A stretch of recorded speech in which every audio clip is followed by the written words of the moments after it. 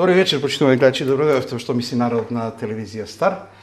Од најавата денеска знаете за што ќе говориме, една тема која што е интересна, ама за жал само кога се зборува за цената на струјата. Сите во држава, кога станува збор за регулаторната комисија за енергетика, намерно ќе ја кажам така, бидејќи има и друг дел, мислам дека таму само се говори за цената на струјата и дали ќе се зголеми цената, дали нема да се зголеми. Имам впечаток дека многу малку се говори за другите дејности кои што се исто така битни, ама после оваа емисија мислам дека малку повеќе сознание ќе имате. И исто така имам впечаток дека нашиот вечерашен гостин често пати се доживува како главен виновник зошто ќе се зголемела цената на струјата. Ама предпоставам дека секој што малку ги разбира работите, знае дека не треба човек многу да се осврне на таквите работи, бидејќи тие коментари доаѓаат од структури кои што вообичаено сакаат да коментираат без основа и сакаат само да напаѓаат. Добро вечер за Марко Бислимовски, претседател на регулаторната комисија за енергетика. Добро вечер и благодарам на поканата. Како го доживувате тоа што често пати ве прават виновник? Дека Марко е виновен за струјата или регулаторно, како сакате? Видете, регулаторната комисија за енергетика, кога работи за определување на цени, работи по методологии кои што се изготвувани од врвни европски експерти, кои што се базираат и на наука, исто така на методологии кои што покажале дека е тоа што треба да се применува. Дали ме сакаат или не ме сакаат, се разбира кога ја зголемувате цената за било што, не сте популарен. Јас сум поставен за да обезбедам енергетска стабилност на Македонија. Немаме ние друга цел, друга опција. Значи мора да се обезбеди стабилна иднина на македонската енергетика, да го стабилизираме секторот за водни услуги, а и истото ќе сакаме да го направиме и со комуналниот отпад. Значи нема друга опција, дека многу е лесно, знаете, да се биде популист. И јас знам дека ако само ја намалуваме цената на електричната енергија или на било кој енергент, дека ќе бидам најпопуларен. Но тогаш треба да кажеме на луѓето дека за 5 години од сега ќе немаме електрична енергија. Па некогаш ќе има во текот на денот, па некогаш ќе има, па ќе свети, па нема да свети. И тоа е тоа. Треба да бидеме фер и да ги кажеме и тие работи. Знаете, кога определувате цена на нафтени деривати, сега имаме методологија која што ги зема во предвид цените на дериватите на светските берзи. И тоа што е пресликано на берзите, сега во моментов, во последните 7-8 години ние работиме со медитеранската берза и тие податоци не ги превзема само регулаторната во Македонија, ги превземаат и трговците со нафтени деривати, тие податоци од плац ги превземаат и министерства каде што определуваат ценијат се малку. Значи тоа што се случува на берзите, ние го пресликуваме. Дали на тоа на некој му се допаѓа или не, едноставно тоа е тоа. Ние 100% ги увезуваме нафтените деривати, сосема е логично тоа што го тоа што се случува да го имплементираме во нашите одлуки. Сега, рековте, популизмот може за 5 години треба да се каже на луѓето дека може би ќе имаме сериозни проблеми, ама ако не им се каже и бидете популист за 5 години, може и ќе се кандидирате за некоја функција. Се доживувате ли понекогаш како политичар? Па јас во регулаторната комисија за енергетика работам од 2004 година, почнав како советник во секторот за електрична енергија, па помошник раководител во истиот сектор, па раководител на сектор и станав претседател, така да не се доживувам. Ајде го преиначам прашањето. Дали политиката влијае на регулаторната комисија? Чувствувате ли влијание, притисок од политиката? Како, например, што сега чувствува судството кога секојдневно доживуваат, зашто им се зголемат платите и слично. Може би не во таква мера, но чувствувате ли одреден притисок? Видете, од кога сум во претседател на регулаторната комисија за енергетика, до сега сум работил со 5 премиер.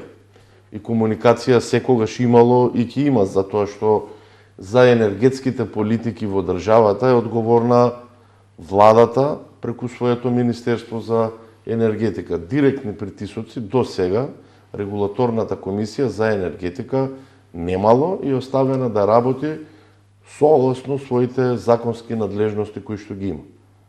Сега, на крајот ќе оставам да говориме за она што граѓаните секогаш најмногу говорат, а тие говорат за тоа каква ќе биде цената на струјата и најмногу говорат за тоа колку имаме, зошто плаќаме пренос на електрична енергија, чудни сметки и слично. Ќе оставам тоа за на крај. На почеток, пред да почнам со некои теми кои што за мене се навистина интересни, треба да знаат граѓаните што ќе се случува и со одредувањето на цените на водата, комуналниот смет и слично, комуналните услуги. Пред да преминеме на тоа, деновиве српската влада константно заседава заради санкциите, па се плашат од недостаток на нафтени деривати, се плашат од рестрикции за струја. Колку има основа за тоа, колку Македонија може нешто да почувствува од таму? Колку сме поврзани со тој систем? Во делот на нафтените деривати, Македонија географски е поврзана со Грција. Кај нас компанија која што работеше и се уште работи, која што носеше нафтени деривати, да речеме, кои што имаат руско потекло, е Лукойл, но пазарното учество не е големо на оваа компанија, која што компанија и чисто директор се успешни, кои што го подигнаа квалитетот на работа во државата и особена благодарност до нивниот генерален менаџер сега во Македонија, кој што прави огромни напори и во овие услови на работа да продолжи да работи и да спаси од губење на работа 550 вработени. Но во овој момент Македонија во однос на нафтените деривати на ниту еден начин не може да биде погодена. Она што се случува во Србија, тоа што Србија има своја рафинерија, која што е собственик на чисто има руска собственост и руска собственост, и истото се случуваше и со рафинеријата во Бугарија и истото се случува со рафинеријата во Македонија. Кај нас ние проблеми од тој тип во однос на сигурноста во снабдувањето немаме. Во далеку потешки услови, кога беше енергетската криза во најголем мек, кога започна војната во Украина, ние обезбедивме стабилно снабдување со нафтени деривати и истото мислам дека ќе биде и сега. Во однос на природниот газ, добро е што Македонија го подготви проектот за изградба на интерконекција со Грција, бидејќи во Грција покрај тоа што има LNG терминали, има терминали на кои што се носи втечнет природен газ, во Грција е поврзана и на ТАП гасоводот во кој што доаѓа азербејџански газ. Значи ние од земја во која што во најголем дел гасот до сега доаѓа од Русија, со ова поврзување со Грција ќе има можност да имаме и други извори. Впрочем, и во моментов, имајќи во предвид дека се изгради нова интерконекција помеѓу Бугарија и Грција, каде што доаѓа газ, како што кажав, од LNG терминалите и од Азербејџан. Исто така, веќе во Македонија не доаѓа 100% руски газ. Македонија е мала земја и апсолутно немаме против и да доаѓа руски газ, па е тоа ние имаме како држава тогаш е направен гасоводот и доаѓа и руски газ и тоа за нас треба не треба да не засега. Но она што треба да не засега е дека во наредниот период имаме целосно нестабилни односи помеѓу Европската унија и Русија, исто така и не се стабилни односите помеѓу Соединетите Американски држави и Русија и често, особено Европската унија, прибегнува кон мерки кои што значат во целост запирање на увоз на руски газ. И токму оваа интерконекција која што се гради со Грција ќе ни обезбеди диверсификација на изворите на природниот газ кои што доаѓаат во земјата. И уште повеќе ќе влијае на конкурентноста на пазарот на природниот газ во Македонија и очекувам сето тоа позитивно да влијае. Во делот на електричната енергија направивме многу фотоволтаици кои што ја обезбедуваат одредена стабилност во снабдувањето со електрична енергија, како и постоечките капацитети кои што ги имаме 5-60 години веќе. За себе не мислам дека сум поткован и не сум економски новинар, бидејќи во врнатешноста сите работат се.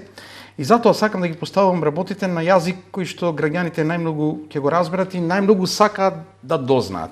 Реков на почеток дека меѓу другото тоа е во последното ваше гостување овде говоревме за тоа дека регулаторна има свој удел и во одредувањето на цените на комуналните услуги, на водата и така натаму и така натаму. Меѓутоа досега колку што знам тоа беше така да предлагаат советите на општините и регулаторна одобрува.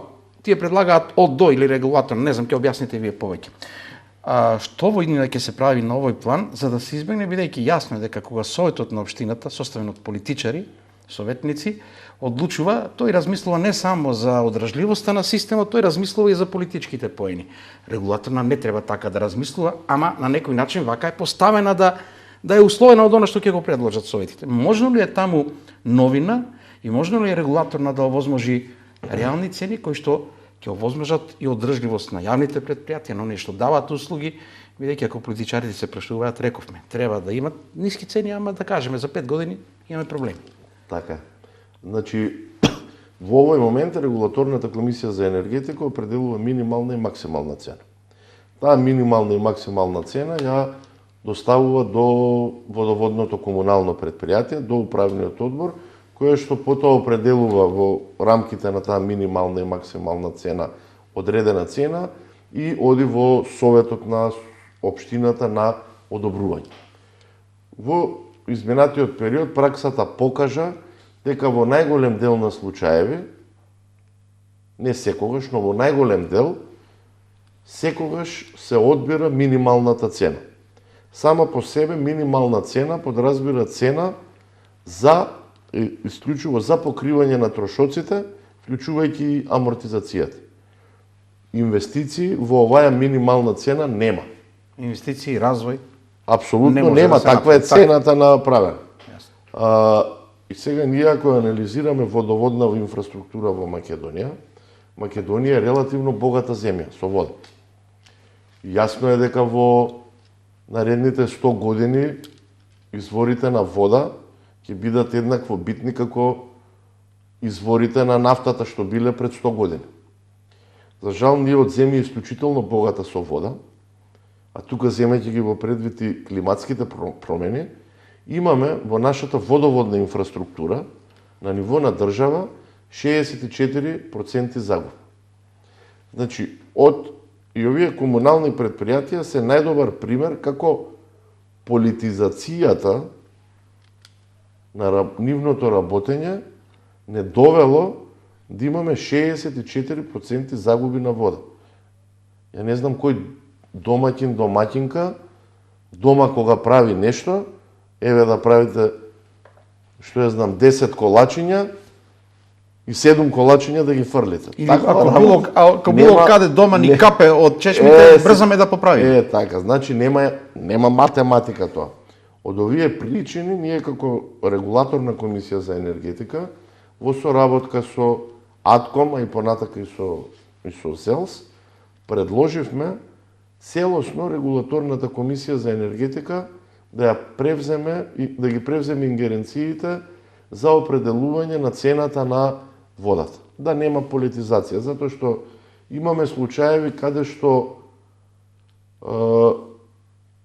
за зголемување од 8 денари во една општина се правеа проблеми во советот. 8 денари на месечно ниво, не кажувам на 8 денари на месечно ниво, се политизираше целата ситуација.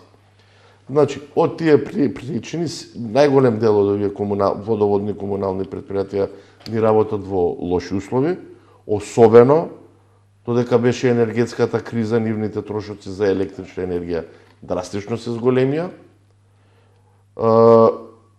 Платите им стагнираат, инвестиции нема. И постојано се во долгови. Најголем дел од нив. И се генератор на загуби. Така. Значи, треба да создадеме услови, прво, овие да се работат како секоја нормална компанија што работи, така и овие предпријатија, водоводни комунални предпријатија треба да работат за да остваруваат профит. Тоа е идејата на постоење на било компанија. Значи, треба да им се обезбеди да заработат пари, за да може да инвестираат во инфраструктура. Односно, да ги намалат загубите на водните услуги. Сите велат дека да, ама тоа ќе значи зголемување на цената. Тоа ќе значи минимални зголемување на цената, кога зборам за зголемување на месечно ниво за 50-60 денари. Некој кој ми каже дека за 50 и 60 денари едно домаќинство во државата е по-богато и посиромашно, живее во некој паралелен свет. Значи, апсолутно, тоа многу ќе им помогне на овие предпријатија, ќе почнат да инвестираат во инфраструктура, со тоа ќе ги намалат загубите на вода и како ќе го зголемат процентот на водата која што ја оприходуваат, така влијанието врз големувањето на цената за водните услуги ќе се намалува и верувам дека во наредниот период, во текот на следната година ќе се донесат и потребните законски измени кои што ќе овозможат регулаторната комисија за енергетика од почеток до крај да определува цената на водоводните предпријатија. Имате во интервју изјавено дека доколку тоа се случи дека ќе се намали загубата, мислите ќе се намали, и како го толкувате тоа што барем еден министр се согласува со ова и во интервју, како што гледам за една од емисиите кои што се на економска тематика, вели дека тоа е негово мислење, пак се оградува, но смета дека можеби регулаторот треба да го преземе сето тоа. Тоа е некоја политичка волја, меѓутоа само од еден министер и пак вели дека е личен став. Не, ние дискутираме апсолутно отворено. Ние нудиме како регулаторна комисија за енергетика како да се реши одреден проблем, за да се трне влијанието врз водоводните комунални предпријатија. Овој начин е најдобар за да им се помогне на компаниите. На крајот на денот, тие инвестиции ќе останат за граѓаните. Но има ли политичка волја? Сметате ли ова е еден израз, има ли разговори со владата на оваа тема за да дојде до такво нешто?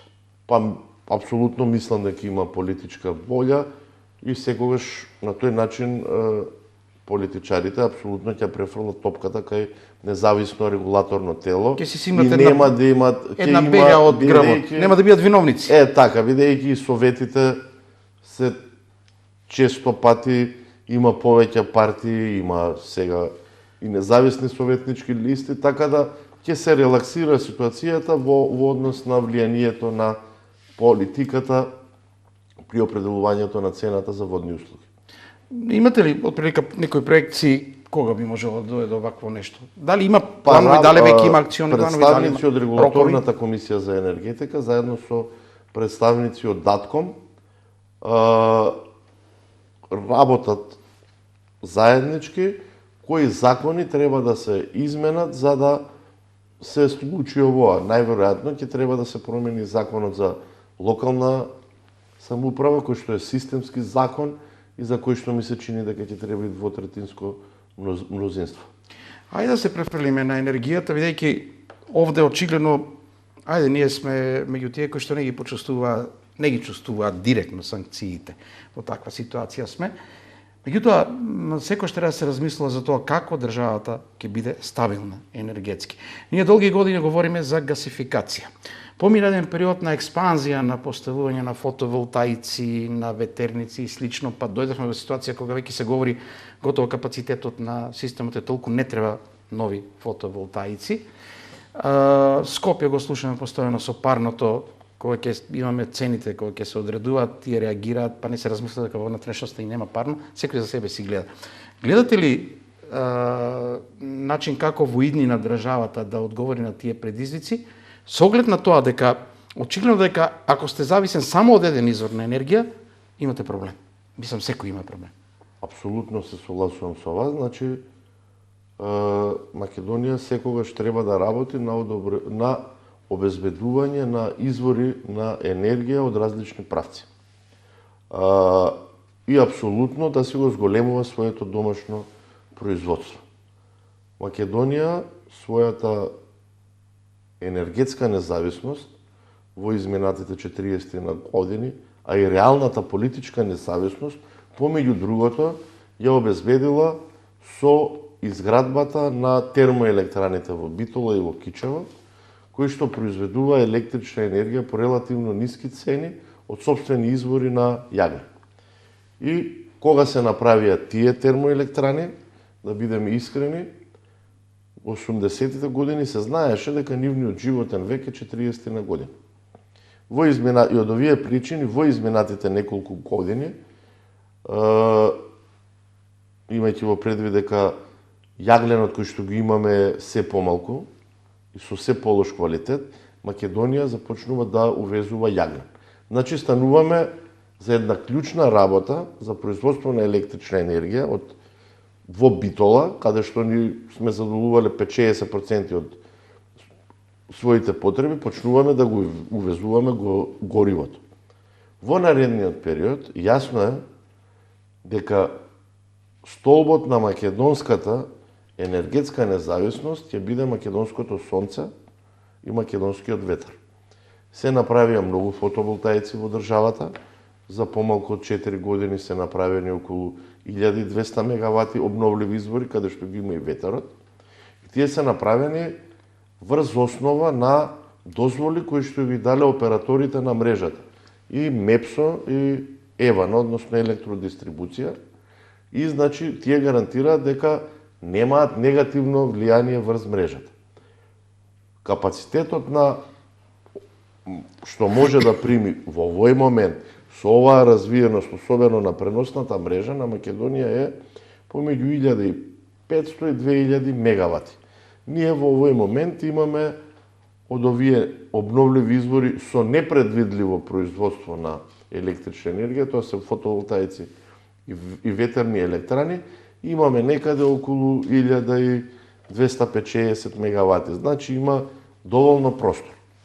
Но она што треба да се случува во наредниот период, еден голем проект кој што ќе ни помогнеше многу за балансирање на овоа производство од обновливи извори, беше изградбата на Чебран, за жал тој не се направи. И на краток рок ние немаме друга опција освен инвестиции во батериски системи за складирање на електрична енергија. Факт е дека во текот на денот, кога работат фотоволтаиците, имаме исклучително високо производство на електрична енергија од фотоволтаици и при тоа таа електрична енергија немаме толку потреба. Со изградбата на батериските системи, во овие периоди кога имаме големо производство, значи има голема понуда, а нема толкава побарувачка и цената е исклучително ниска. Со складирањето на оваа електрична енергија, таа електрична енергија ќе се продава во периоди после 20 часот, кога и цената на електричната енергија е далеку повисока и на тој начин ќе се обезбеди помеѓу другото и стабилизирање на работењето на електроенергетскиот систем во државата. Често пати се говори зелена енергија и слично. Дали во оваа насока се фотоволтаиците? Едно банално прашање, меѓутоа се говореше кога експанзијата беше на сите тие користење на ветерот, на природните ресурси, имаше такви размислувања лаички. Па кај ќе дозволат толку да се произведува енергија, што ќе правиме со рек Битол, што ќе правиме со нашите толку вработени, ќе дојде во... Има ли логика за такво размислување дека може да дојде да се загрозат работни места заради користењето на природата такви енергија? Малку поевтино. Значи вие за да водите еден систем... Пак реков лаичко прашање. Не, во ред треба да се објасни на луѓето. За да водите еден систем не може да се базирате само на фотоволтаици и ветерни електрани. Или на било што.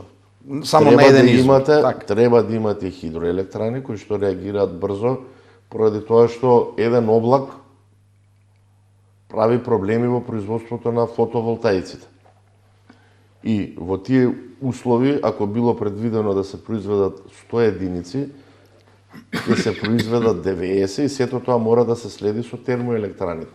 И со хидроелектраните исто така ни се потребни и термоелектрани кои што користат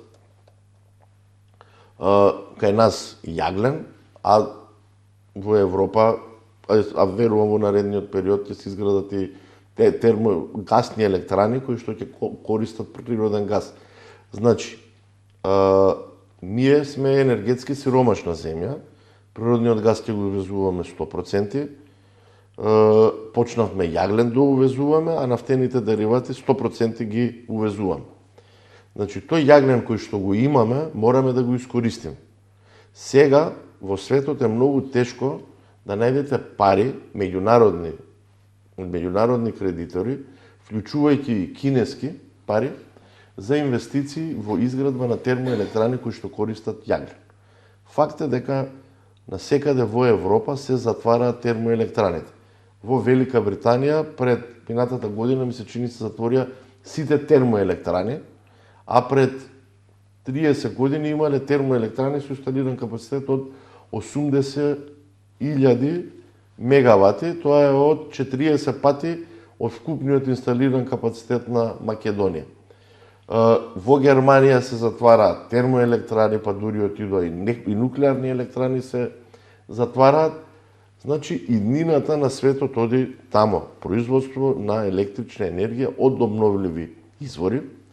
И сега го кажуваат и природниот газ дека дури е фосилно гориво и природниот газ во наредните 50 до 2050, според она што го кажува Европската Унија, е дека потрошувачката на природен газ ќе биде нула. Во тој период се планира природниот газ да се замени со водород, како најеколошко гориво, а за производство на водород ќе ни бидат потребни обновливи извори на енергија. Така да постои во наредниот период има еден исклучително предизвикувачки период и преносните систем оператори се соочуваат со проблеми и предизвици, имајќи во предвид дека никогаш немало толку ветерни електрани и фотоволтаични електрани приклучени на мрежите, има непредвидливо производство, многу луѓе инвестираа во опрема во своите фабрики, ја намалија својата потрошувачка, така да ни следува во енергетиката еден период, револуционерен период според мене, исто како што кон крајот на 80-тите и во текот на 90-тите имавме една револуција во телекомуникациите кога се појави интернетот и понатака се одеше побрзо, исто така ќе ни се случи и во енергетиката во наредните 20 до 30 години. На нешто по-кратки патеки, што можеме да очекуваме да се случува од аспект на тоа оформување на цените на електричната енергија? Граѓаните често пати реагираат на тоа, како да го кажеме мрежари, да кажеме во сметките имаат различни ставки и никако не им е јасно. Овде ЕВН е приватна компанија, но МЕПСО е државна. И на некој начин држи монопол. Колку овде, знам дека нешто се случува, дека регулаторно и овде треба да има одредено влијание. Што може да се очекува таму и ќе направи ли промена да им биде појасно на граѓаните зошто плаќаат достап до системот и слично, секакви формулации има? Вака се. Значи, за да електричната енергија се произведува во електрани, било какви, се гради мрежа, преносна мрежа, каде што со повисок напон, за да може поголема снага да помине низ овие кабли, и потоа на таа се приклучува и дистрибутивна мрежа, која што доаѓа до самите потрошувачи, до самата потрошувачка. Значи, не постои никаде во светот паралелно да има две преносни мрежи или две дистрибутивни мрежи. Бидејќи тоа е исклучително скапо, не постои таква работа. Значи, не може да има конкуренција во природни монополи. А тоа кај нас? Не, апсолутно и преносната мрежа. И дистрибутивната мрежа насекаде во Европа и во светот се природни монополи. И поради тоа постојат се формирани регулаторни тела кои што им ги определуваат цените на овие природни монополи. Порано имавме една сметка каде што не знаевме што е цена за производство, односно за набавка на електрична, што е И за не интересираше. Сега, за да се конкурентен дел од пазарот на електрична енергија во производството и во снабдувањето. Во делот на мрежарините секогаш регулаторот кажува цена и се гарантира дека секој снабдувач и секој производител по задоволување на одредени технички критериуми мора да добие пристап на мрежите. Значи, тоа знаете како е. Во автомобилот ставате гориво и одите по автопат. И по автопатот плаќате патарини. И тоа е тоа. Кога тие патарини се на поголеми растојанија се поскапи, кога се на пократки се поевтини. Исто така, истото и во делов на електричната енергија. Значи, нема можност, јас знам граѓани, нема конкуренција. Во делот на мрежа никогаш нема да има конкуренција. Ама во делот на снабдувањето, веќе на пазарот во Македонија апсолутно е еден од најконкурентните во регионот и еден од најдинамичките пазари на електрична енергија. И не домаќинствата, значи индустријата во државата, одредени мали компании, поголеми, средни компании, речиси 100% се отидени на слободниот пазар на електрична енергија и таму си ги обезбедуваат потребите на електрична енергија. Зошто тоа не се случува кај домаќинствата? Во овој момент цената на пазарот на електрична енергија е околу 130 евра. И ако гледате математички, на овие 130 евра треба да се додадат уште околу 30 евра за 20, односно 25 евра за мрежари. 130 и 25 евра, кога ќе ги соберете, тоа се да речеме 155 евра. И сега, ЕСМ како државна компанија, која што води сметка и за стандардот на граѓаните, цената по која што ја продава на Евана Хоум како универзален снабдувач, што ги снабдува граѓаните, продава по цена од 62 евра. Тука треба да се додадат и мрежарини од 25-30 евра и понатака треба да се додадат и маржи и одредени други работи.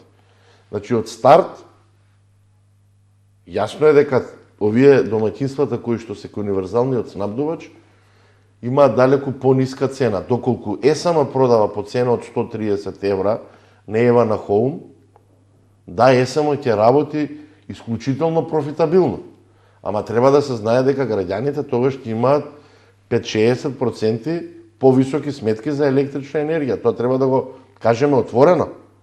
ЕСМ наназад со години сите го напаѓаат дека работи со загуби.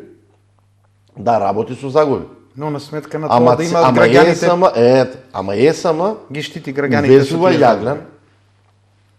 Производната цена апсолутно е зголемена.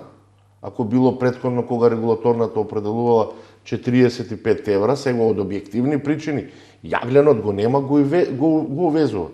И неговата производна цена е повисока од цената по која што продава за да бидат снабдувани домаќинствата. Значи, сега треба сите да работиме, ЕСМ да го стабилизираме финансиски, со тоа да му обезбедиме на ЕСМ услови да произведува што е можно повеќе електрична енергија, за да биде конкурентен и на слободниот пазар, но и да работиме на ЕСМ, во ЕСМ да се смени сетапот на работа. Значи, ЕСМ не е само производство на електрична енергија. Во Македонија, кога збориме за ЕСМ, збориме за термоелектраните и за јагленот и толку. ЕСМ е компанија која што може и на пазарот на големо, и на пазарот на мало, не само во Македонија, туку и во регионот, да дава сериозни пазарни продукти и да заработува пари. Затоа велам, треба да се смени и сетапот целосен наш, вклучувајќи и мене, дека приказката околу јагленот, дека е тоа најбитно, да, битно е да го обезбедиме, но го имаме толку колку што го имаме. Но треба да се работи и ЕСМ да продава електрична енергија и на пазарот на големо и на пазарот на мало. Пред да одиме при крај на она што најмногу ги интересира околу цените и што ќе биде, како ќе биде, ако е неблагодарно, секојаш не може да се каже однапред. Една друга работа која што споменавте вие, дека технологијата оди напред и во наредните години ќе имаме револуција, ама револуцијата веќе е тука кај нас со дигитализацијата и со она што се случува со големото влијание. Ние на филмови можеби сме гледале порано за тоа како може технолошки да се создадат големи проблеми. Сега ни се случува, минатата година имаше, уште никој не знае дали фондот за пензиско и инвалидско осигурување или за здравство, не се сеќавам дали платил за да го хакерите да го одблокираат. Хакерски напади имавме на многу полиња, лотарија, ПИОМ и така натаму, и МЕПСО имаше. Колку таа дигитална или cyber security е значено и колку може да биде опасно за енергетскиот систем? Каде може да и како може да се заштити, бидејќи очигледно дека хакерите се поуспешни од се што имаме во државните компании, што може да спречи хакерски напад? И енергетскиот сектор е длабоко навлезен во дигитализација. Значи, производството се и кај маливе фотоволтаици веќе може далечински да се управува, се прават анализи, секој кој што има фотоволтаик си има апликации на кои што си го гледа производството на часовно ниво. Колку што знам гледат, најмногу може да гледат колку пари им стигнуваат. Најмногу ги интересира секогаш. Тоа сум го слушал лично. лично. Може да го исклучуваат фотоволтаикот од мобиле. Значи, да, меѓутоа тоа се приватни и мрежните оператори заради тоа се навлезени длабоко во таа дигитализација. Сега МЕПСО ќе во наредниот период ќе набави нова SCADA систем кој што овозможува раководење на целиот електроенергетски систем во државата, како и досега од диспечерскиот центар, но тој ќе биде најнапреден SCADA систем кој што постои во моментов и апсолутно е базиран на дигитализација. Истото ќе се случува и во МЕПСО и на крајот на денот во наредниве 7-8 години сите домаќинства во државата ќе добијат паметни броила, кои што паметни броила ќе даваат информација и на домаќинството. Кога троши највеќе, каква му е неговата потрошувачка, што ќе доведе да, кога некое домаќинство ќе се реши да оди на слободен пазар, ќе добие понуда од својот снабдувач за наредниот ден и ќе му каже: утре цената за секој саат ти е волку, колку ти изнесува за секој саат. Така да секое домаќинство ќе може да планира, ќе може кога што да користи, да се троши највеќе, кога да се троши најмалце, за да си ги оптимизира своите трошоци за електрична енергија. Значи, со оваа дигитализација, апсолутно сајбер безбедноста станува исклучително битно прашање. И нема напади, сајбер напади во енергетските системи, немаше само во Македонија, имаше порано пред 15 на години и во Украина, се случуваат и во други земји. И поради тоа, сајбер безбедноста станува во наредниот период и во енергетиката ќе биде клучно прашање. Имајќи го во предвид тоа, ние како регулатор на Комисија за енергетика, со помош на USAID, тогаш кога постоеше, изработивме правила за сајбер безбедност, со кои што ги задолживме сите големи производители на електрична енергија во државата, како и МЕПСО и ЕВАНА, да ги исполнат сите неопходни критериуми за да се обезбеди нивно сигурно работење и заштита од хакерски напади. И тоа е процес кој што трае, затоа што бара големи инвестиции и во наредните 3 до 5 години нивното работење ќе биде по највисоките стандарди за сајбер безбедност. Ако како прв човек на регулатор ве прашам, каде ги гледате ризиците во иднина? За Македонија, за нашиот енергетски пазар. Каде ги гледате ризиците да не можеме да обезбедиме енергетска стабилност? Дали се лоцирани, дали имате такви анализи, планови? Видите, најголемиот ризик е застанувањето на нозе на ЕСАМ. Значи, ЕСАМ е стожерна компанија, ние во тој дел немаме опција Б. ЕСАМ мора да биде силна компанија која што ќе произведува електрична енергија, но и ќе продава. Не мора секогаш ЕСАМ завршија времињата кога се гледа ЕСАМ увезувал струја.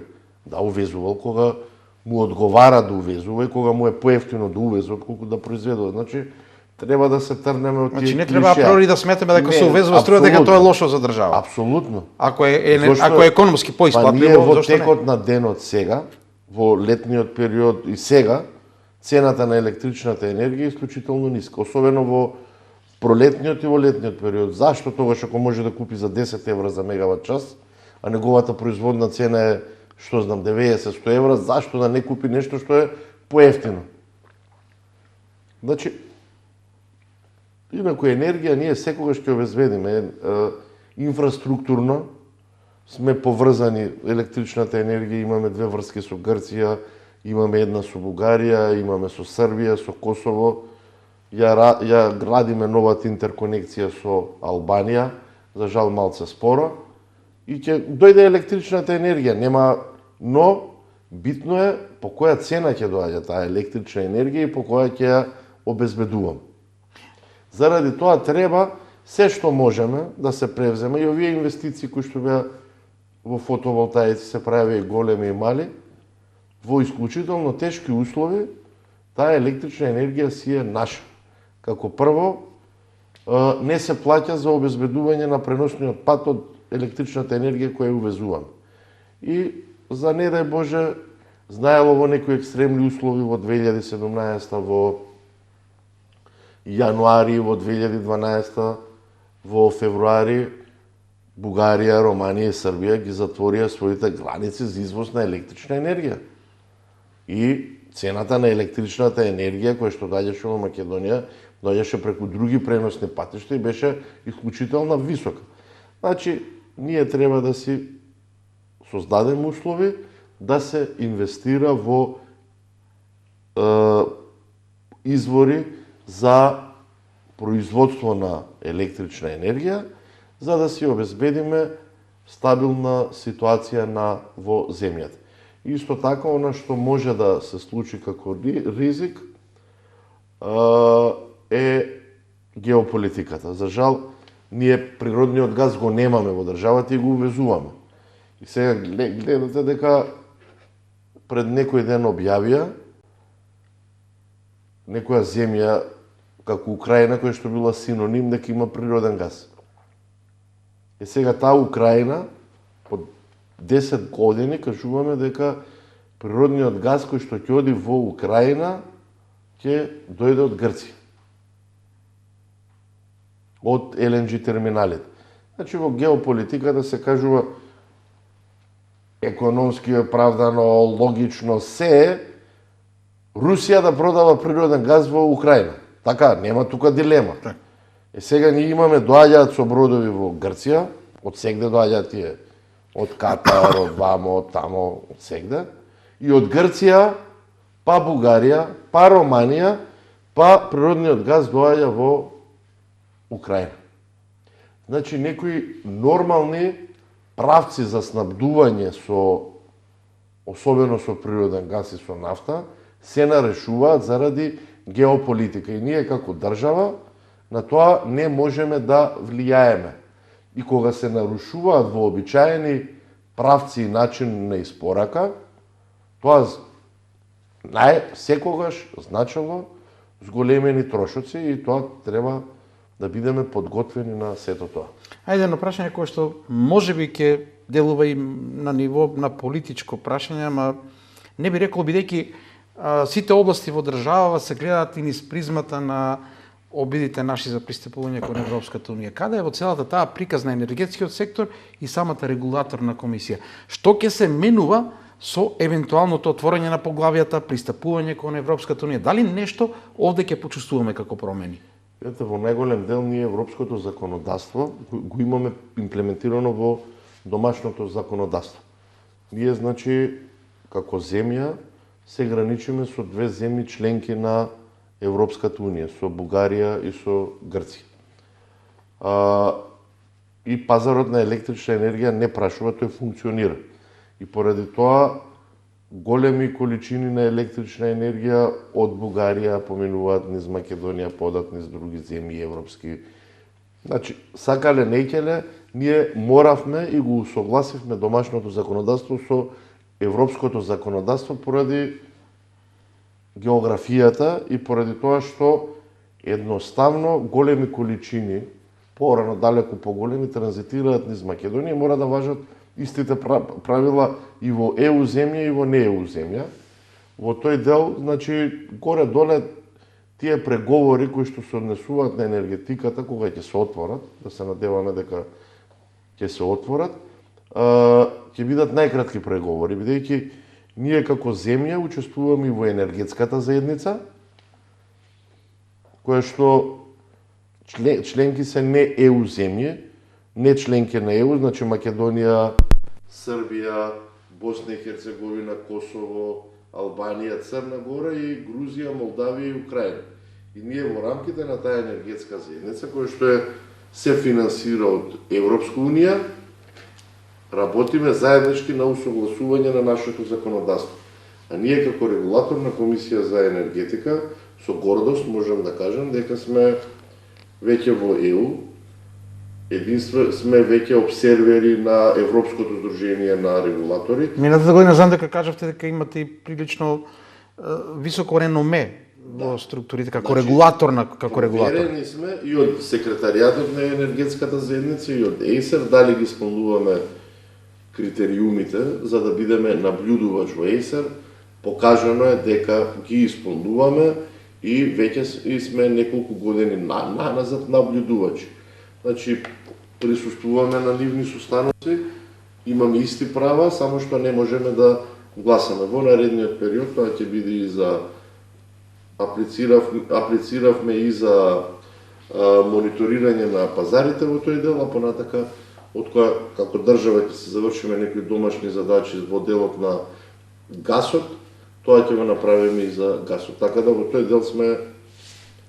Значи, од аспект на комуналните услуги и водата се очекува преземање на ингеренции и да ја одредува регулаторна комисија.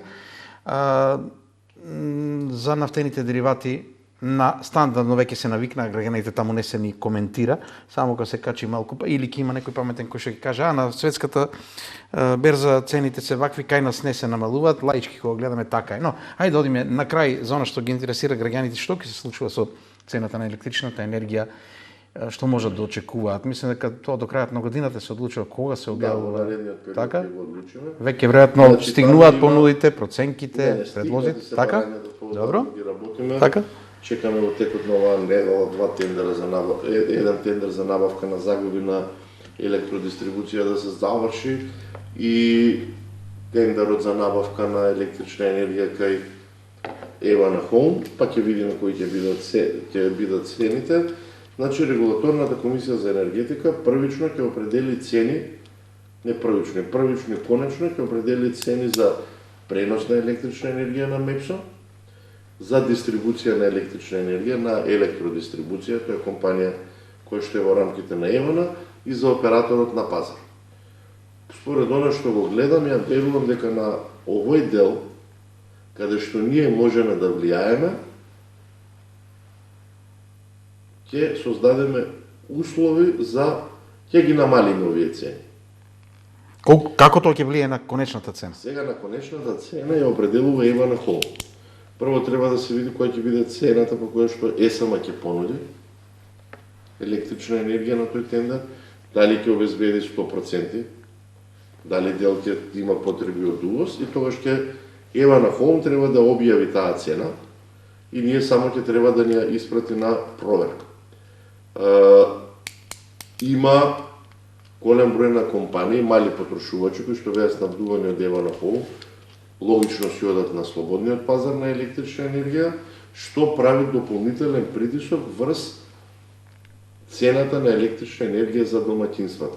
Но тамо што ние како регулатор можеме да влијаеме, ќе ги преземеме сите мерки. И дополнително, пред малку зборевме дека ЕСАМА е стожерна компанија. И како и по која цена продава ЕСАМА, значи сите треба да работиме и да помагаме ЕСМ финансиски да се стабилизира, за да им служи пред се на македонските граѓани и на македонските компании многу години во наредниот период. За крај, пак едно прашање кое што мене ми се наметнува, кога станува збор за цените. Последната година, па и минатата година, многу цени на производи, на услуги порасна значително. Се говори или дали има инфлација, дали нема, но цените на вистина се зголемени, реално.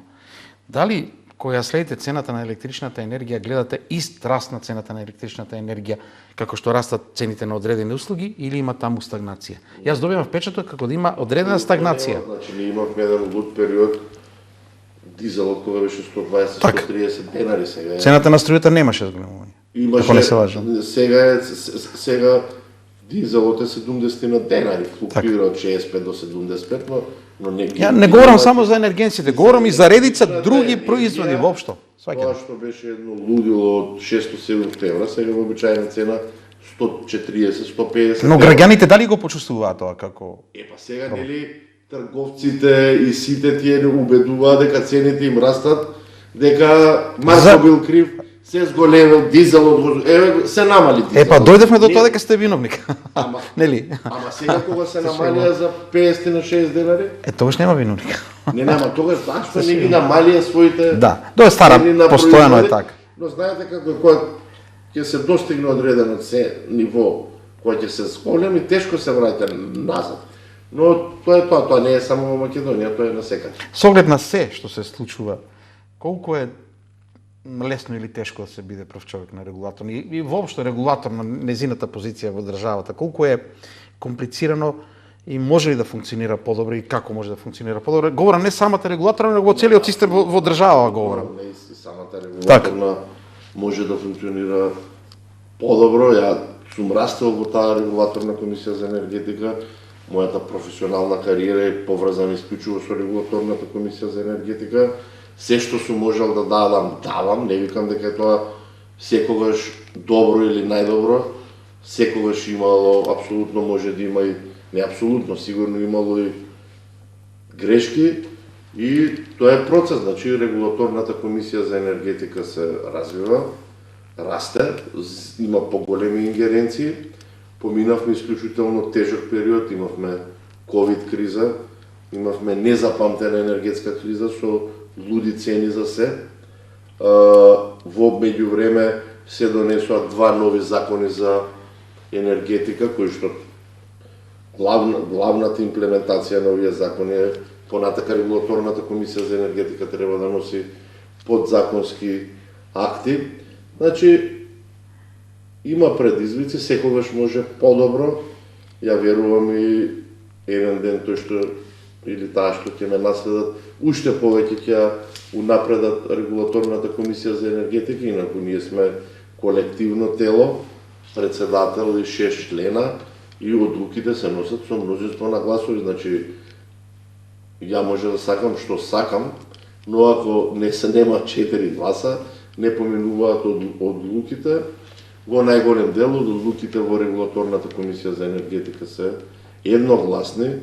Има експерти од разни области и за електрична енергија, и за природен газ, и за правни науки, и за економски науки, така да секогаш се внимава какви одлуки носи регулаторната комисија за енергетика. А тие одлуки треба да обезбедат од една страна стабилност и за енергетиката и за снабдувањето со вода, воопшто стабилност на системот, од друга страна колку толку да ги заштитите и граѓаните. Така да тој баланс што треба да го постигнете. Се надам дека успевате. И ќе успеват. И јавноста ќе каже најдобро дали успеваме и колку успеваме.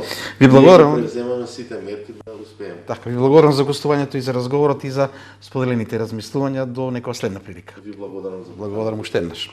Почитувани гледачи, тоа беше разговорот во Што мисли народот со првиот човек на регулаторната комисија за енергетика и за водни услуги и за комунални услуги. Нема да го кажам целиот наслов, но знаете да регулираат се, да ги заштитат и граѓаните и да обезбедат стабилност. Тоа се во ова издание на Што мисли народот, се гледаме со во следна прилика.